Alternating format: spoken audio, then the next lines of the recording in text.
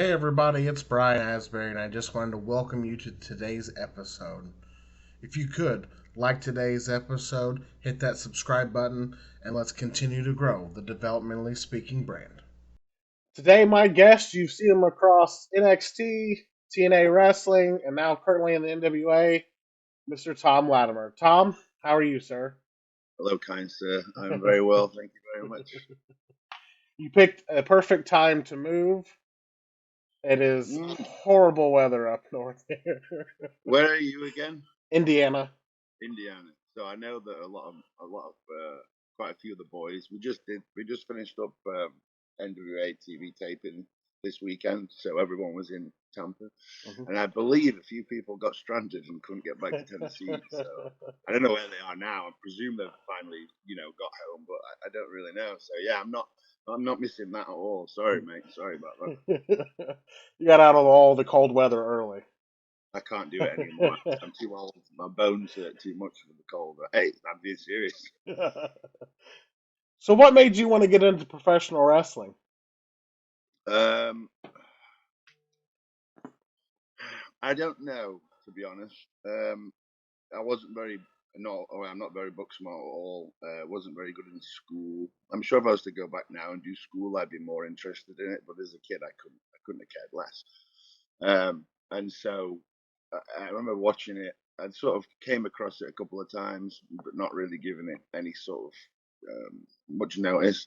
And then one day, a bunch of kids are like butterfly suplexing their bags and stuff around it. And, at the time, this is probably 99 or something like that, maybe earlier.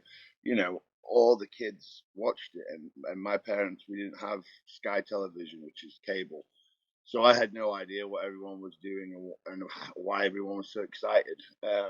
And then slowly but surely, I'd sort of borrow tapes off friends, or I'd spend the night at someone's house and wait till 1 in the morning to watch Raw.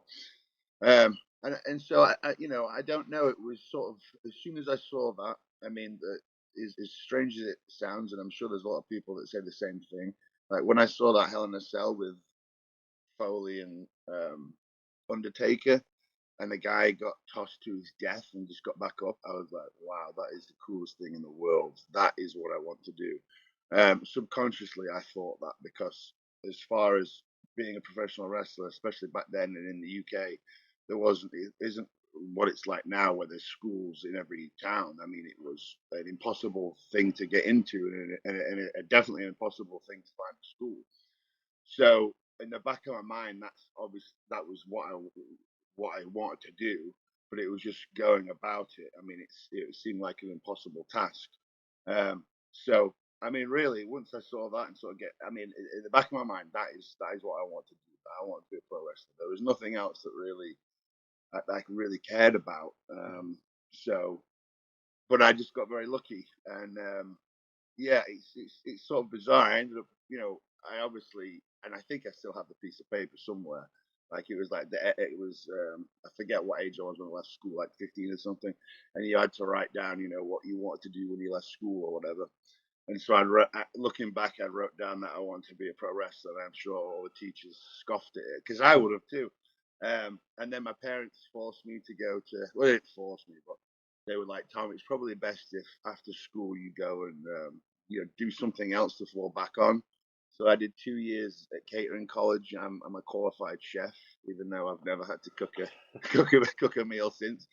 It's something to fall back on. But as soon as that was through, and I got lucky and managed to sort of like bump into people that I knew were in the job and sort of got opportunity refereeing matches and this and that. It slowly sort of picked up. So it was definitely something that did. It seemed as hard as getting to the moon, but it was just something about it that just I don't know. That's what I wanted to do, and there hasn't been anything else that's really crept into my mind that I'd want to do besides that. I mean, I've done lots of other jobs, and I've done a bit in acting and been in a few movies and things like that. But I just don't know what it is about the wrestling. It's that part. I mean, you're doing a multiple amount of things. You're a stunt guy, you're acting, you're public speaking, you're doing a bunch of stuff. And yeah, it's just I don't know. It's just stuck with me, and that was it. That's why I decided I don't want to hang my hat on. How long did you train over there, and how hard was it to get work? So when I so I went to school with a lad, and he ended up he was a wrestler, and my grandma was the one that told me about it, and which was really strange because I actually found like a WrestleMania 8 tape at their house when I was a kid and stuff. And so like there was all these sort of like connections to my grandparents and wrestling, even though they hated wrestling. And so I bumped into this kid on a night out when I was about 15 or something, and managed to sort of start doing shows with him. Now there were shows they probably run like twice a year or something. They'd sort of let me referee. There wasn't really any training. I think we met in a park maybe twice to sort of lock up and this and that. And so and so eventually they just started letting me wrestle on the shows without any training, and I'd just go out there and pretend that I knew what I was doing. And so I did that for I don't know about 2 years or something like that. And then when I moved to Harrogate in North Yorkshire, I ended up finding a wrestling school run by World of Sport legends Jeff Kay and Drew McDonald. And Jeff did a lot of he wrestled before, and then he did a lot of refereeing and things like that later on. He's good friends with Fit Finley. And so this school was in the middle of nowhere. It's just some grubby mats on a concrete floor, and an old man smoking cigarettes telling us how to wrestle. And that was it. And I walked in there, and that was the first time that I'd actually been trained properly. And there was only 3 or 4 of the lads in there, and they were all doing the British style of pro wrestling, and I had no idea that even existed at the time. And so I remember watching them wrestle, thinking, I've just come off a couple of years doing shows untrained, thinking I'm a big pro wrestler now. And I walk in there and I see these guys wrestling, and I'm like, wow, I know absolutely nothing. They're doing stuff I've never seen in my life. And so I spent several years there, and within a short amount of time, he was friends with a local promoter, and the promoters back then would do a lot of these tribute shows. So there'd be a fake Undertaker, a fake Kane, and this and that. It looked like WWE was coming to town, but it wasn't. And so I started getting on a lot of those shows. So I was kind of spoiled, like when I was 17 or 18 and started wrestling. I was paid a good wage because you get paid. I think I was paid £50 for the first match, and then we do something where I ended up in a tag. So as a kid making £75 a night, it was a pretty good gig, and there'd always be 12, 1,300 people there every time. And so I just saw at that point, besides learning on mats and things like that once a week, every Sunday for a couple of hours, it was just I just sort of started wrestling with them and learned from guys that knew what they were doing on the job as we went. So the best kind of training you can really have is just on the job in front of people, especially when you're around people that know what they're doing. Because before that wasn't the case. At what point did you start to realize your name was getting out there? Well, in the UK back then, it really didn't. We could be wrestling in front of, like I said, 12, 1,300 people every Friday, Saturday, Sunday, all around the UK. But no, it wasn't. The internet wasn't really much. It was a thing, but it really wasn't. No such thing as social media and that. And so we might have been being viewed by a lot of people and wrestling all the time, but it wasn't, like I said, how it was now. So it really didn't. Besides learning, it really didn't do anything to build my name or do anything like that. So it was several years before well, not really actually, but well, it was several years till I got hired by WWE. But I'd started trying out for them pretty much as soon as I started at that Hmm. wrestling school on the mats. Because my Jeff Cave, the guy that trained me, he was friends with Finley, so we'd get to go to all the WWE shows when they were in town, and they'd take a look at us, even if we were just kids. And so it was really only, it wasn't like I had built a name or did anything before that. I just sort of got lucky by having an in when they were doing the tryouts. So, because I was probably wrestling on that version of the Independence until I was 23.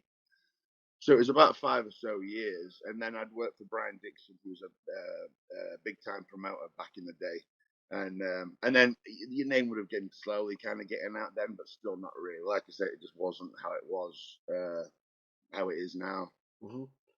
So when did WWE? You said you did tryouts. When did they take notice of you and decide that they were going to pursue you? So my first tryout, I was maybe I was just about to turn 18, and it's 2005, and again I'm green, I've I've pretended to wrestle on a couple of these, for a couple of years on these shows twice a year or whatever, and then I had a very small amount of time with Jeff K at the school on these Sundays. I probably was at the school, I don't know, 2 months, and you're only there for a couple of hours. And so we ended up going, sort of, just because Jeff wanted to see Finley. And of course, we all sort of got, tryout matches in the day, and I had no idea what I was doing. And then on that same show, they put us on Sunday Night Heat too. So me and my friends, we got beaten up by Snitsky and Tomko on Heat, and I have no idea what I'm doing out there at all. Like, I don't know how I got through it. Um, and so they just sort of would have a look, but they weren't interested at that time. And it was like 5 years of trying out for, like, pretty much every time they'd come to town, we'd go. And a lot of the time, well, every time, you'd never hear anything. They wouldn't. It's not like they would go out of their way to say you did this, you did that, or you could do this, or you know what I mean. Hmm. You get no feedback, especially if you don't go trying to find it. And so I think 2007. That's when a couple of guys that I trained with at that school, they got hired and got sent to developmental, and it was the same time Drew, Sheamus, Wade, and a couple of other guys went too. And so at that point, I've been trying out for a couple of years, and of course, I'm young, but you think, oh man, they're never going to take me. I don't have enough time. And so I actually quit for a while because I was upset about it. And then about a year later, I was like, you know what, I want to get back into it. So I started again, and I got real lucky because two friends of mine, Rampage Brown and Martin Stone, they were at the tryouts too, and so we all knew each other pretty well, and we got on. And so I think it would have been 2009 around this time, maybe, for these tryouts, and we all wrestled, and Arn Anderson, you know, took notice of all three of us. One, like, we want you guys back next time we're here. So, oh, you never know. And so we come back, and then hear nothing. And Martin and Ollie get signed, and nothing happens with me. And so I'm like, oh man, I'm absolutely heartbroken. And then Drew McDonald, one of my other trainers, he was the guy that would find British talent and take them there. And so I'm sat at the table, I'm all bummed out in catering, and he sits down next to me. I'm like, yeah, they didn't say anything about me. And he's like, come on, let's go see Johnny Ace. So I'm like, oh boy. So we go and knock on his door, and then he opens it up and he looks at me and he says, so you want to go to Florida, dear? Yes, sir. And he's like, right, we'll send you a drug test in the post. If you pass it, you're going to Florida. If you fail it, we'll never deal with you again. And that was it. Okay. And that was it. So had Drew not taken me to go knock on his door, nothing would have happened. I'd have gone again back home, not signed. So sometimes the squeaky wheel gets the grease. So I was kind of lucky in that respect, because honestly, I was, by that point of trying out for 5 years, and obviously I'd have improved in that time and things like that.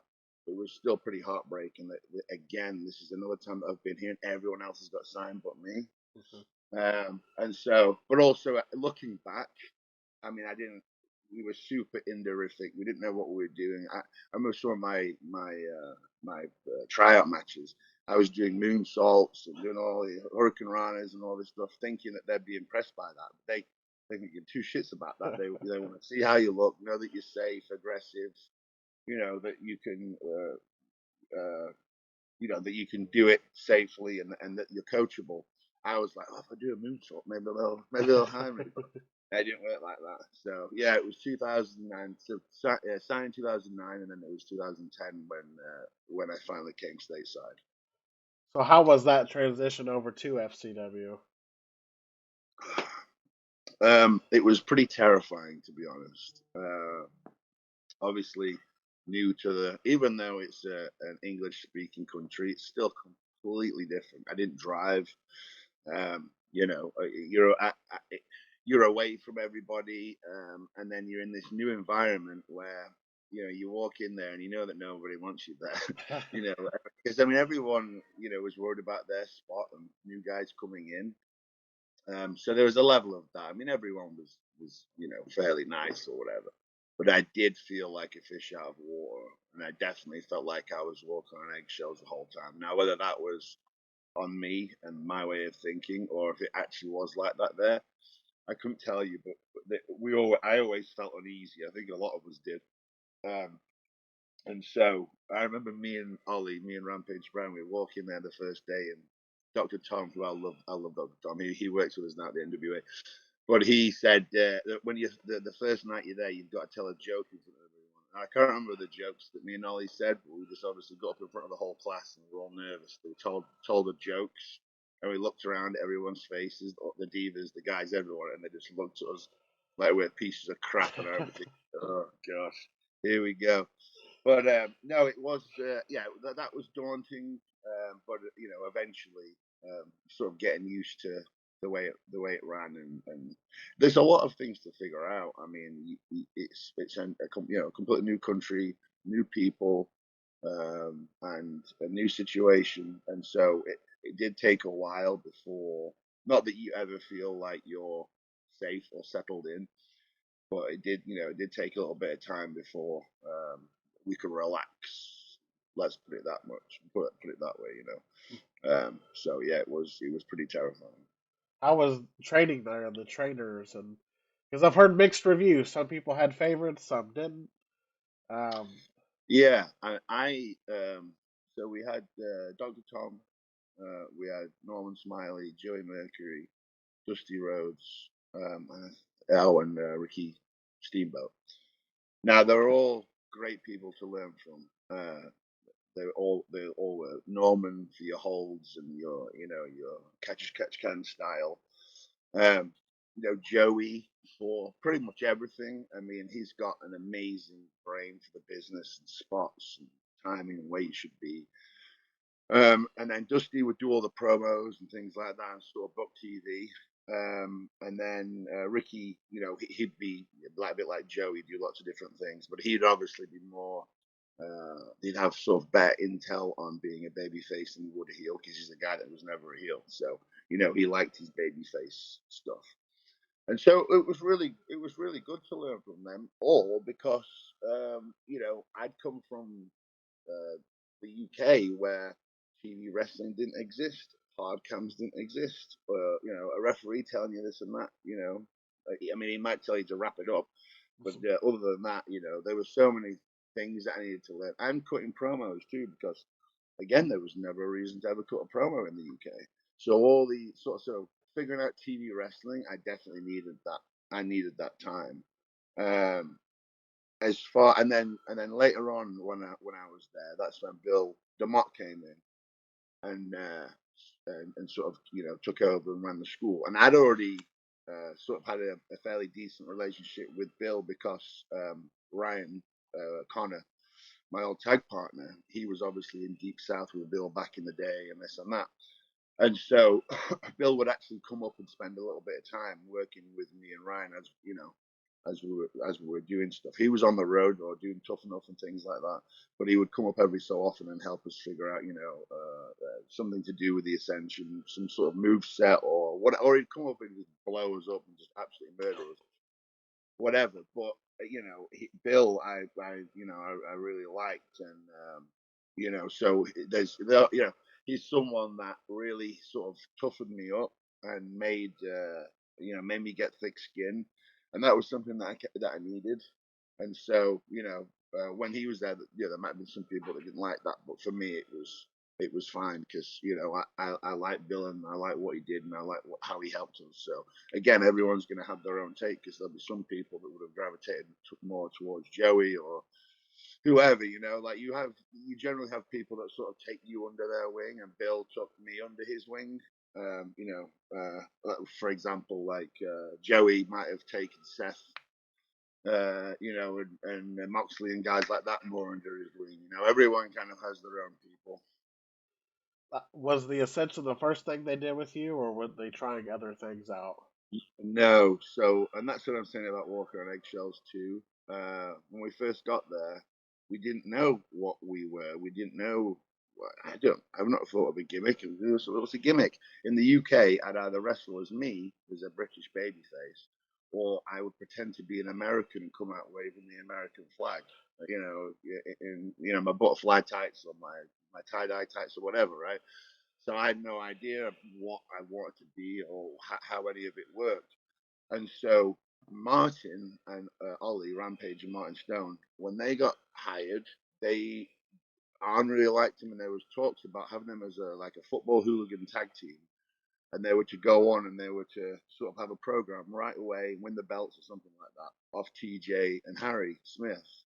And but when we once we got there, Martin had a knee injury, and so they backed off hiring him at that time. It was later on they brought him in, and so me and Ollie didn't really know what to do. So I was like, I guess I could try being a football hooligan. So me and him tagged a lot, and then we tried to do this kind of football hooligan sort of gimmick, and that worked kind of better for Ollie. I've got long hair, and you know what I mean. Like it didn't really fit me, but it was like something to sort of try and so it was something to try because we didn't know what to do, and so we'd go up there and try and cut promos as football hooligans and things like that. And like I said, it didn't do us very well. And then I'm trying to think what happened to me then, but there was like a period where I was kind of alone, just as a random. I'd either be a heel or a babyface, just whatever. They just so they could just see me work. Um, and then there was one day, and I don't know how it came to be. So at that point, I'm kind of floundering around. I don't really know. I don't feel safe. Like I said, not that you ever do, but I didn't know. I didn't know what was going to happen. I knew that I needed to get in front of Dusty, and I needed Dusty to like me, or for for things to happen. And so, but I didn't know. And then one day, and I don't know how it is, I'm sure that Ryan or Ricardo Rodriguez, or you get the word Ricardo, or someone else would be able to sort of give the better explanation to it because I can't remember. But for some reason, me, Tito, Ricardo, Shaw, and Ryan, I don't know if it was just one day where we were all dressed in black or it was like a random promo that we did together. But Dusty instantly saw something at that point, and then it sort of just blossomed from there. I want to say it was more Ricardo's idea, the whole thing. I think that he was the one that sort of like maybe made it work too. It obviously evolved and changed down the line, but it was weird. It's so long ago, I can't really just remember how it came to be. But for some reason, at that point, Dusty saw something, and then things started to change and sort of pick up. How long were you down there before they started making that shift to Full Sail? Because that's when I went down to Tampa. It was towards the end of FCW. NXT was starting to rumble. You guys were starting to do like you were shooting the vignettes. I remember you and Ryan on the roof. Yeah, Yeah, that one always. It seemed like they were starting to invest more money into like maybe better equipment, better graphics. yeah, Yeah. yeah. Well, I think that when we're actually, it's hard to know with the timelines because I was only there for 2 years, but those 2 years feel like 20 years. So stuff could have been a lot quicker than I thought, or it's not. It was really hard to sort of figure out times back then, especially when I think back. But we'd started doing the Ascension stuff together at live events, and then on FCW TV when it was the five of us or whatever. And then Tito got taken onto the road to tag with Primo. Shaw started doing her own thing. Ricardo was already with Del Rio, so there was no way they were going to let him do any more than just a little bit, and then he had to go. And then it just ended up being me and Ryan, um, and so we would do that on all the FCW shows, and then I want to say it was probably only I don't know a couple of months before I got fired. Once we ended up going to Full Sail and started doing it there because we'd done a few vignettes, like cool vignettes with like a light in my hand and all these things, Uh-huh. right? And we'd actually done that for the FCW show. And I didn't. It was maybe it was a way of them trying to try it out and test it. It was also something that they could also show the main WWE office and go, hey, we've got this group down here. These are the promos that they've done. This is what they do. You know, it's sort of like a package. It wasn't as streamlined as I presume it is now. Like back in the day, they didn't know we existed when we were there. They had no clue. Like Triple H and a bunch of other guys would come down off the road, Undertaker, whoever, right? Sit there and watch us, and they'd be like, right, you in the ring, you in the ring, and that's how they'd watch us. So they had no idea we existed. So we actually made like a package of that stuff, like a DVD and you know, like a little magazine leaflet thing to like, and Bill would take it on the road and sort of hand it out to people. You know, it's kind of weird, but that's what we had to do to sort of try and get in front of people and get eyes on us. Because, like I said, no one knew we existed down there, and that includes everybody. And so I think once they went to Full Sail, that was also because we would do the green screen stuff at FCW for the beginning stuff, but when it became just me and Ryan, that's when we were at Full Sail, and that's when we could use sort of the Full Sail equipment and things like that. And there was more. It felt like they had more money or more time to be able to put into it because they were obviously testing out this new real show, you know, instead of it being whatever. So. Before your release came, is there any particular moments that stand out more than others that are favorites during your time at FCW NXT? Um, Yeah, I remember, and these are just random things, but I mean, as far as matches and things like that, um, and there was a lot and wrestled all sorts of people, but I think my favorite one was against TJ and PJ, Justin Gabriel, and that was it. That was at Full Sail. That was at NXT. But other than, I mean, that was probably one of my favorite matches besides stuff with the Usos. But yeah, I remember one time Undertaker was coming to one of the FCW live events that we were doing. I think it was in Tampa somewhere. And Midian, who was really cool, he'd come down sometimes to just hang out and everything. So he got on, and so we organised with Midian, me and Ryan did, to when Undertaker came to the event, if we could just get 5 minutes with him, just because we wanted to make sure that we weren't stepping on his toes. Because what we were doing wasn't him, but it was still dark and Yeah. along the same kind of lines. And so we just wanted to make sure that it was okay to continue doing what we're doing. And so Midian sorts out this meeting with him. So we get to the show and we go into a room and shut the door, and he's in there and he goes, "So you guys are stealing my royalties?" And I was just like, "Oh boy!" And he's like, "Nah, okay, it's absolutely fine. No, do what you want." He said, "You obviously, WWE cares about my character, the Undertaker, and things like that, but I don't see it being a problem. And thanks for asking." So that was pretty cool, you know. So there was lots of moments like that that sort of stand out. But no, it was a very valuable time. It was a very valuable time for me there. Um, but it wasn't. It was pretty miserable too. How long after your release did Impact become a thing? So I'd started trying to get into a little bit of movies and things like that at that point, and I was still doing a little bit of stuff on the Florida Independent. It's kind of my first time doing independents, um, and I think it would have been maybe I don't know, just under a year or something like that. Because obviously Nick Aldis is my best mate, and he'd been there for several years before. And so one day we're just texting, or I think I'm at the gym, and he's like, "Hey, do you just want to come down and say hello?" I was like, "Yeah, sure." And so I went down there, got a tryout match, and on that very day they hired me. So it was down to Nick. Obviously I had to do the work, but Nick was the one that sort of opened the door for it because that's how this job works. Yeah. It's all who you know and this and that. It's you want to think that it's based on talent and all this other sorts of stuff, but it's not. But there's a little bit of talent, obviously, but it's like anything, isn't it? It's generally who you know, luck, timing, things like that. And so yeah, I want to say it was about under a year, 2000, or maybe it was longer than that actually, because I was released in 2012, and then it was like early 2014 when I went to Impact. So it could have been a year and a half, 2 years. how was your time at Impact? What was the main differences between you coming from WWE and then going to there?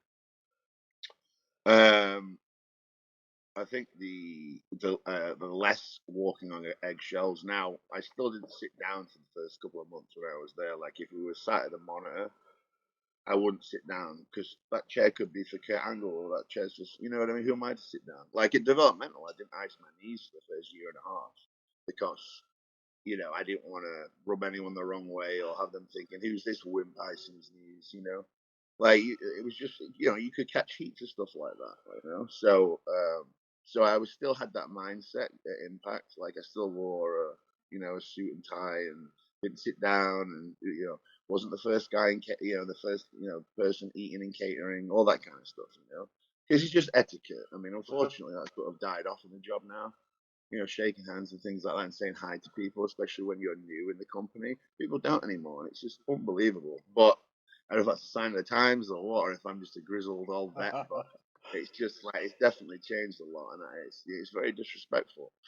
And so and obviously once I then had my feet under the table and I was comfortable there, then I knew that okay, I don't really need. I'm not going to get heat if I don't wear a suit. I'm not going to get heat if I sit down. You got to give it time before you're part of the family.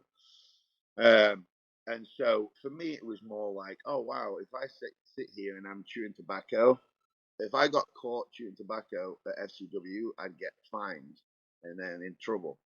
I'm not going to get fined or in trouble here. And so it was just little things like that. There was just a little bit more. It wasn't as, which could be a bad thing. I don't know, but I just felt like I was walking on eggshells a lot less. It was just a lot more relaxed, and you got to think most of those people too from Impact, they'd been to WWE or they'd been around long enough to know. So it wasn't. It was just sort of like a more relaxed vibe where people just wanted to do their job well, and that's all they're bothered about. They don't really sweat the smaller stuff. Is there any particular moments that stand out more than others during your time at Impact? Yeah, there's lots of good times. Probably the stuff for me, the most special stuff was when we went to the UK and we did a UK tour. Just because it was, I got to wrestle in Wembley Arena and a few other of those sort of big places. And my dad and my mum, on I can't remember what shows or whatever, they came to watch and things like that. So that was cool for me, just for because they're not fans of wrestling. They don't really understand it. I think things are stupid. So for me, it was just nice to be able to go, hey, this is kind of paying off. I know I've messed up, and I'm still too messed up, but at least like I was like, look, there is like I can be a success. So there was a level of that which was nice. But I mean, a funny story there would have been, I think I wrestled Matt Hardy on one of the days, and I was the biggest Matt Hardy fan growing up as a kid. That's why I wanted to be a pro wrestler because I love them so much too. Well, besides Foley, it was like later on when the Hardy Boys, and I was like, wow, now I really want to do this. But I just wrestled Matt, and obviously my mum knew that I was a Hardy Boy fan, so she's in the back, and she's like, oh, can you go get Matt Hardy for me? So I go get Matt, and I'm like, hey Matt, here's my mum, blah blah blah, and he says hello, he's nice, and all that kind of stuff. Shakes my mum's hand. And then when Matt goes, Mom goes, Matt Hardy just shook my hand. I am never washing this hand again. So after Impact, what led to the NWA? Can you hear that, by the way? Is that off-putting? Because I'm outside and it's starting to rain a little bit. If it gets too much, let me know. Okay, I can edit out the background noise. Okay, cool. Sorry, what was the question? Well, after Impact, what led to the NWA? So again, a lot of the time it's who you know. So I'd met Billy Corgan previously Impact. Like he did some of the stuff with me and James, with DCC, me and James Storm, and he also did some of the stuff where it was like me against Crazy Steve and Rosemary and things like that. He was the guy that sort of produced all that kind of stuff. And so, we became sort of pals when he was dead. At first he wasn't really involved in it, right? So we got on, we'd hang out, we'd chat and everything like that. And then later on, he became, boss owner and all that kind of stuff. So we already sort of built like a friendship before then, and so which is very handy, obviously. And then and the same with Nick. Obviously, I knew Nick from before. He's my friend. Blah blah blah. And so when that NWA thing started taking off, it was kind of like a no-brainer for me to be able to go there. And I'd already had a relationship, and Billy was already a fan of my work, and things like that. So again, I was just happy that I'd made that relationship prior to the NWA taking off. How do you like, the NWA seems to put you, not that you were off the map, but like you're front and center. What's the NWA mean to you, like for your career? Well, I absolutely love the place. I do. It's I mean I've it's it, this at this point in my career now. It's like it was like at WWE, right? They gave me the ball and I threw it away. I messed up. I went to Impact. We did the same thing. They gave me the ball and I messed up. Like I don't know what it was. I was just very self-destructive at that point. Alcoholic, all these sorts of things, right? And I was just angry at myself, angry at the world. Didn't care. Uh, so like it's sort of weird when I look back because I should have already had a really good body of work, and lots of matches I can be proud of and all this sorts of stuff, right?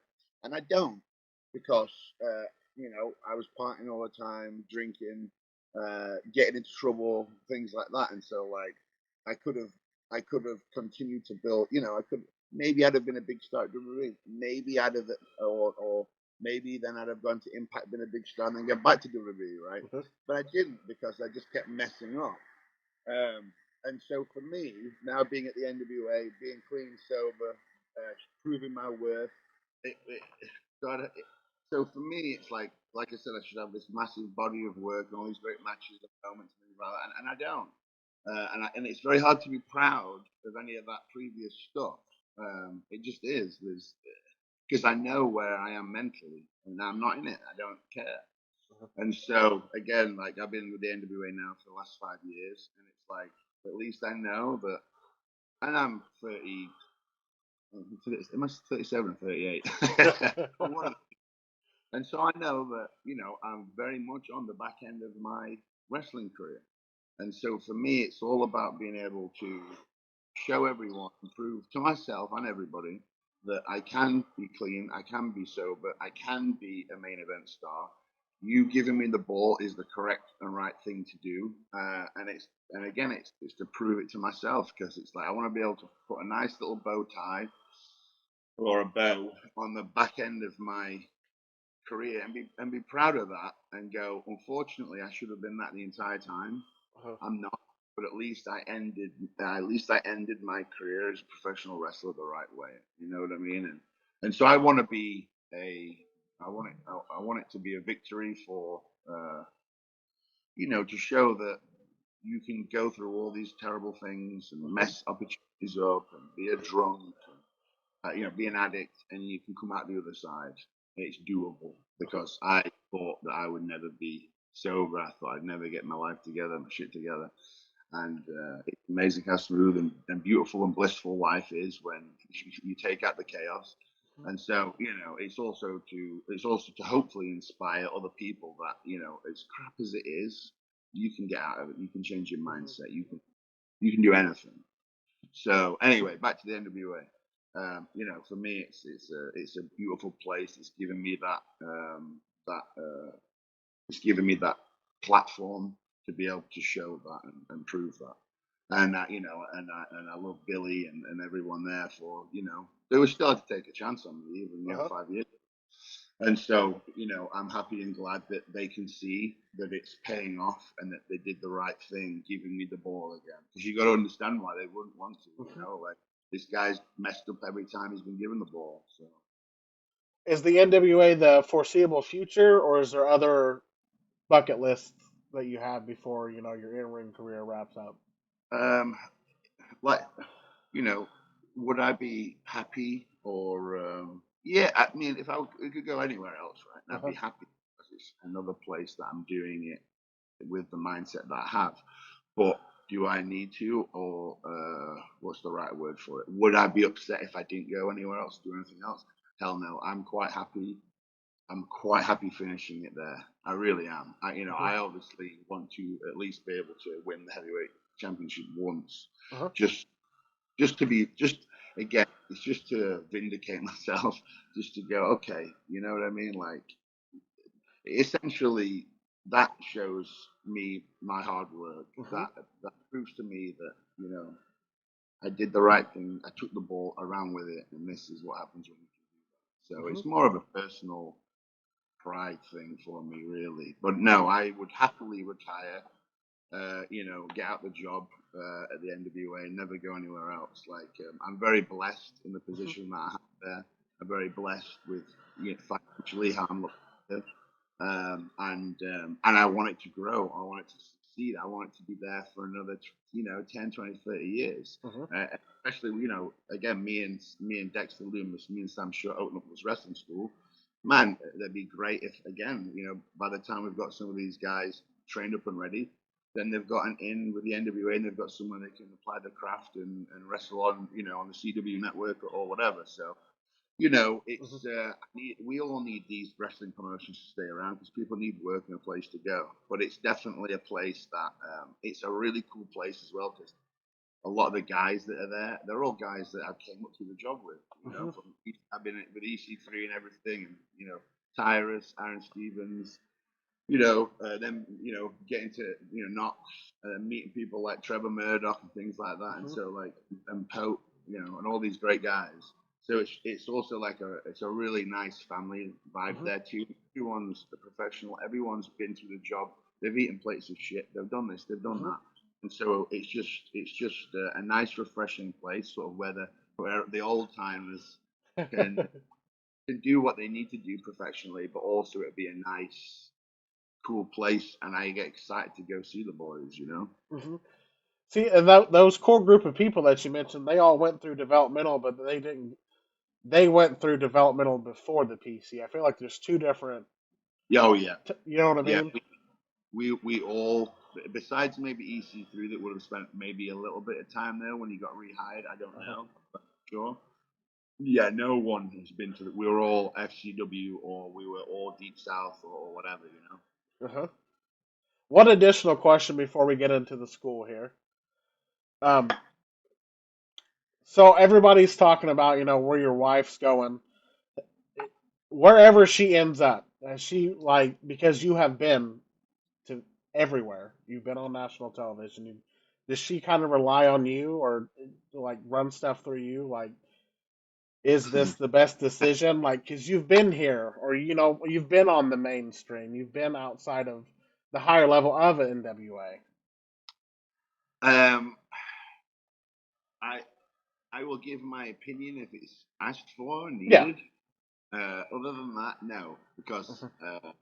every everyone's journey is different, Hmm. uh, and her situation is different from mine. So I can only advise and or give my thoughts on it. Hmm. Ultimately, all these things are her decision, and it's up to her how she wants to go about it and what she wants to do. So there's a level of that. Like I said, it's not. I generally keep my nose out of their business. Hmm. Like, let's say, for example, a promoter messaged me and he said, "Okay, we want to book you too." They'll obviously want to speak to me, and I'll be like, "No, no, no, no. Let me pass on, but I don't deal with her affairs." You know what I mean? Like, Hmm. that's her business, and so that's kind of how we run it. Like, it's our both situations are very different, but Hmm. I would demand or expect or tell her anything that Yeah. unless it really really warranted. So no, she generally knows what she wants and what she's doing. So I just let her do her thing. So how did the school come about? The idea of running this school. So Jackson, Dex, I'm gonna keep saying Sam Shaw, Sam, but Dexter Loomis. Dexter's an old pal of mine for the longest time. Like, say me, Crimson, Nick, Sam, we sort of in TNA, and we're just a close group of friends. And so Sam's been thinking about opening up a school for a long time. He lives in St. Augustine, Florida. And so the school will be in St. Augustine, which is right next door to Jacksonville, and it's sort of an area that there isn't there, to my knowledge anyway. There really isn't any sort of big wrestling scene. I mean, I know you've got AEW that comes there occasionally, whatever, but I don't really think there's much of the scene slash there's no schools. Yeah. So I think it's a good place. Like I said, Jacksonville's 20, 30 minutes up the road, and so it seemed like, and I like St. Augustine anyway. And so it seemed like he wanted to open up the wrestling school, and then get me involved and John Davis involved. And so we all thought that sounds like a great idea, because we the good thing about the three of us is we all have sort of different paths, different journeys, different backgrounds. We have connections with from WWE to NWA to Dragon Gate Evolve, things like that. And we've all had separate career paths going different sort of places. And so it's a good sort of mixture of the three of us, because we can tick off all the kind of independent sort of stuff with John, WWE and TNA, with Sam, and then NWA and the previous places that I've been as well. And the different people that we've learned off through the years and things like that. So that it feels like it's going to be a nice mix, the three of us. And so, like I said, Sam wanted to open up the school, wanted to get us all involved, and so finally we just thought, yeah, let's get this going. So it opens up on the 23rd of this month, so next week. There's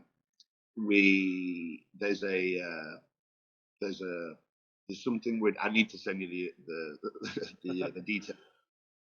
But we're doing sort of on next Friday, we're having a meeting with some of the news people there to sort of get some press and publicity about the school opening and things like that.